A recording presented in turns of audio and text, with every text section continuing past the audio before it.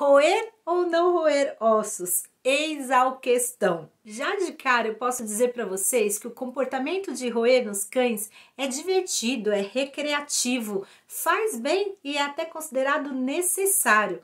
O ato de roer é um comportamento considerado inato, ou seja, que o indivíduo, o cãozinho, não precisa aprender com alguém ou em algum lugar. Eles vão manifestar o roer de maneira espontânea. Inclusive, num artigo super recente publicado na área do comportamento animal, o comportamento de roer dos cães foi considerado um uso de ferramentas, ou seja, uma habilidade super complexa, elevada, exibida por animais inteligentes e até então não atribuída ainda aos cães. Segundo o uso de ferramentas, o animal utiliza um objeto que é destacado do seu corpo para alcançar algo, para manejar o ambiente ou adquirir algumas vantagens. Então, isso é sinal de superinteligência dos nossos cães também. Nós podemos elencar pelo menos 5 funções que o comportamento de roer parece exercer aí nos nossos cães.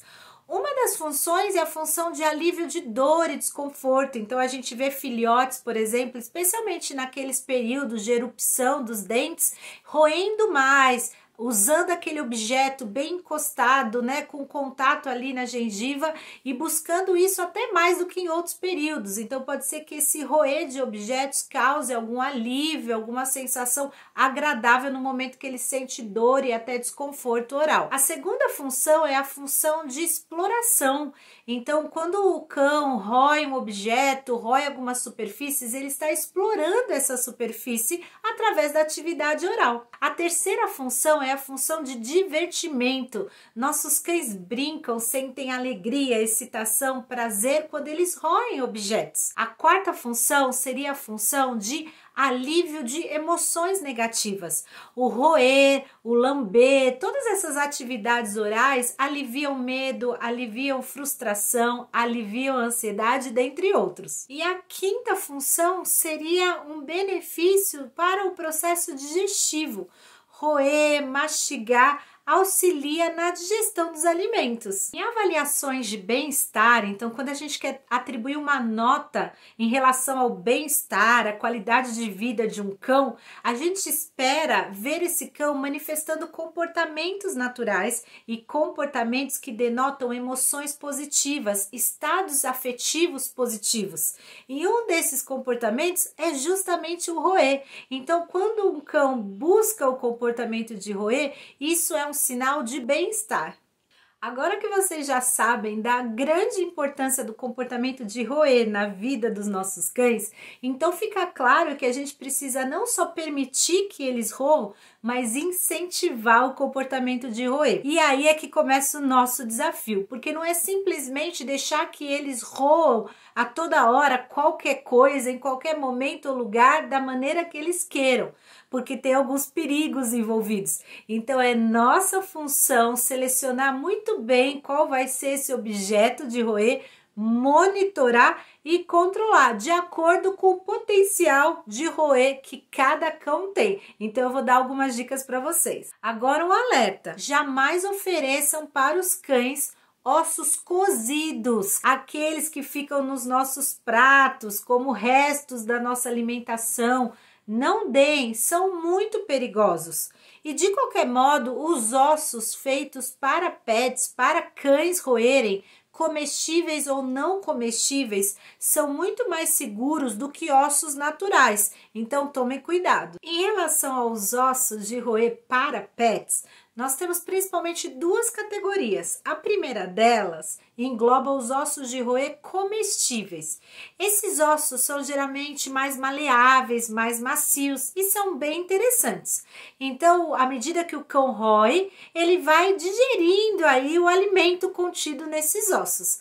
O grande problema é que muitos cães têm um potencial de roer muito grande e eles vão devorar e digerir esses ossos em pouquíssimos minutos. Então, o comportamento de roer que a gente quer que se estenda por bastante tempo, ele vai acontecer em pouquíssimos minutos e ele não vai se beneficiar de todas as vantagens e as funções que o ato de roer traz para esses cães. Aí começam a se tornar interessantes os ossos de roer não comestíveis. que constituem a segunda categoria.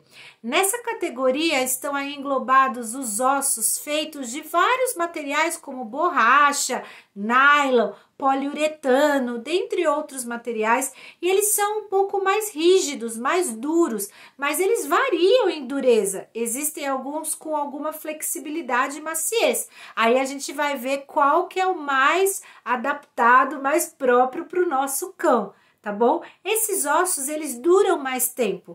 Os cães vão roer por mais tempo, ele não vai ser digerido, esse material do osso, mas ele vai sendo desgastado ao longo do tempo. Então, aí a gente também tem que monitorar para fazer a troca por um osso novo ao longo do tempo. Alguns cães, os super roedores, vão se interessar de cara pelo osso e vão gastar o dia inteiro roendo. E aí não é muito legal. Então, para esses casos, eu recomendo que o tutor reserve um horário para oferecer o osso para esse cão de maneira previsível. Deixe ele todos os dias por algumas horas roendo o seu objeto. Para outros cães, o interesse é muito baixo, o potencial de roer é baixo. Eles não vão se interessar, não vão nem dar bola, ou vão dar uma lambidinha e uma pequena roidinha.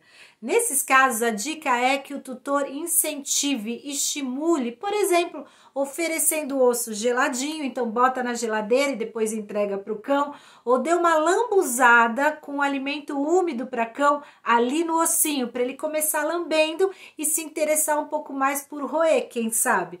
O tutor pode dar uma estimulada, uma instigada, então pega o osso, dá o osso para ele, tira o osso, esconde o osso, joga o osso para cima. Quando a gente interage com o objeto, esse objeto fica muito mais interessante. E a hora que esse cãozinho começar a roer, muita festa, muito elogio, que ele vai roer, se interessar por interagir cada vez mais. Um outro ponto de alerta muito importante é: faça avaliação com o médico veterinário frequente da saúde oral dos cães. Muitos cães começam a roer e aí começam a ter problemas orais, sangramentos gengivais e o osso acaba recebendo toda a culpa.